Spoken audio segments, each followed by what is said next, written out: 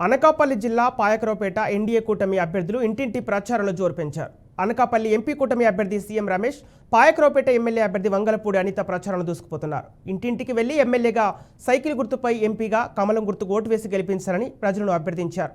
ఇక ఈ రాక్షస పాలన నుండి విముక్తి పొందాలంటే ప్రభుత్వం మారాలని వారు కోరారు.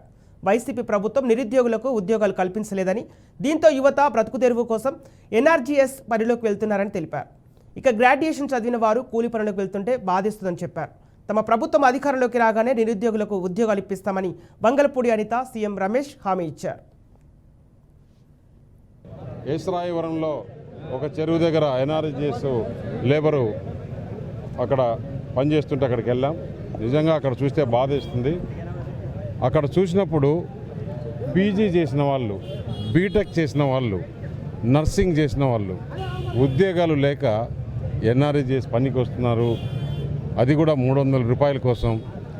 ఆ 300 రూపాయల్లో కూడా మరి ప్రభుత్వం ఏం చేస్తుందంటే మెటీరియల్ కాంపోనెంట్ అని, లేకపోతే మెజర్మెంట్ అని అది ఇది చెప్పి అక్కడ వచ్చిన వాళ్ళకన్నా ఎక్కువ పేర్లు రాసుకొని వాళ్ళతో మాట్లాడుకొని ఈ ప్రభుత్వం ఇంతవరకు వారికి పేమెంట్ కూడా చేయట్లేదు.